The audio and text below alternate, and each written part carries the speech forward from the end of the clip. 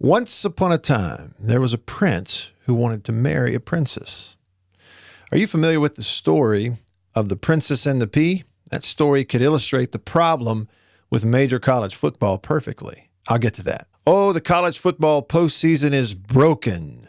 It needs to be changed, they say. One guy says he already knows who will make the 14 playoff. Well, 3 of the 4 for the next several years. Our postseason is as bad as there is.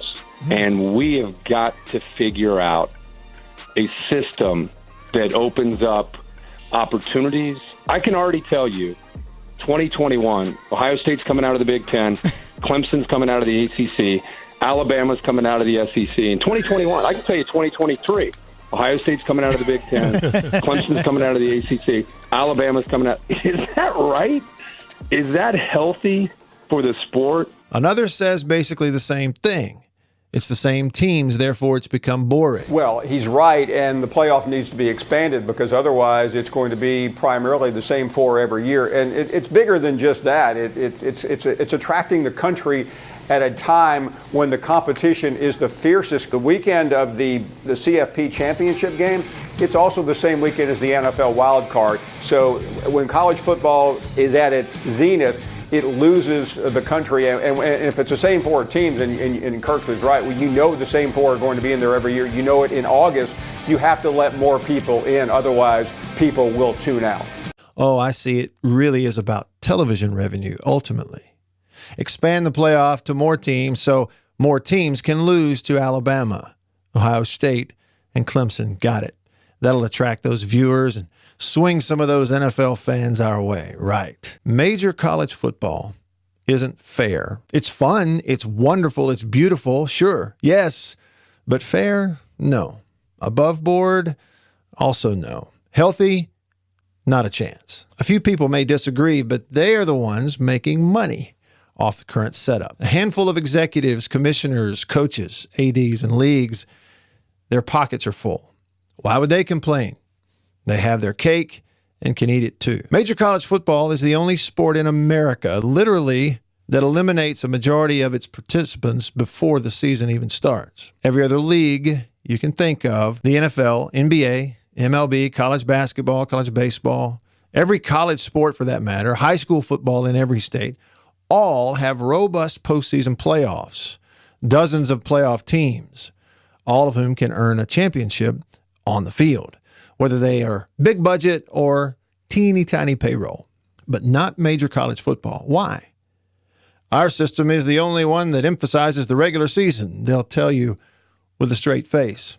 Well, tell that to 9-0 Cincinnati or 11-0 Coastal Carolina. Both teams are allegedly in the FBS, same as Alabama, same as Clemson.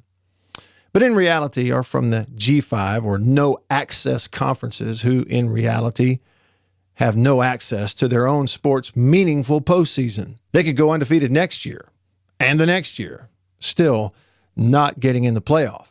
Calling it a playoff at this point is a lie, an offense to our intelligence. The Princess and the Pea.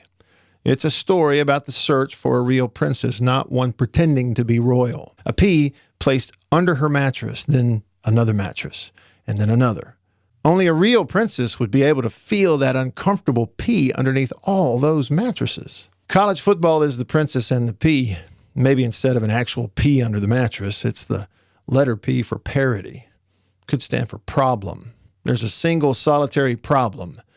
No matter how many big fluffy layers you put on top of the problem, you're still uncomfortable, uneasy. You toss and turn because the source of the problem is still there. Recruiting. There's no police, no standard, no ethical standard among the so-called big boys. It's a free-for-all.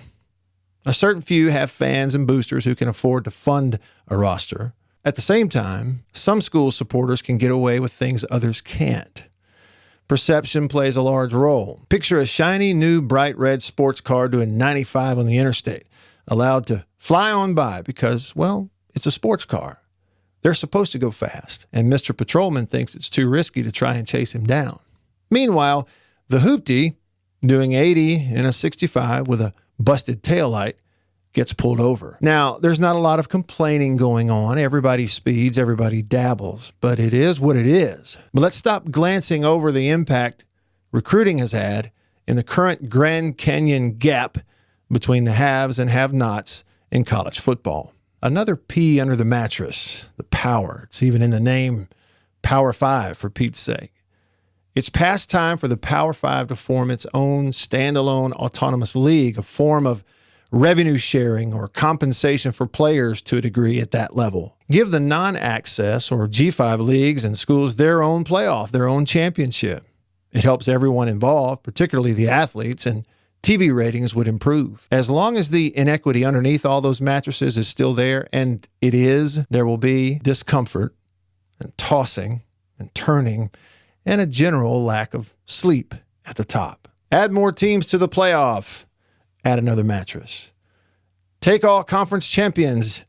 Add another mattress. The talking heads keep wanting to add another mattress and another. They're looking for a fix, but won't correctly identify the problem. When you take a car to the mechanic with an issue, what's the most important step?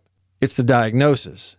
Get that step wrong, and you'll spend a lot of money and drive away with the car still making that weird noise. In the end, the P is still there and maybe always will be. Leaders and talking heads, too, will add a layer on top. Leaders make decisions sometimes the same as recruits. To quote Cam Newton in 2010, sometimes the money is too much.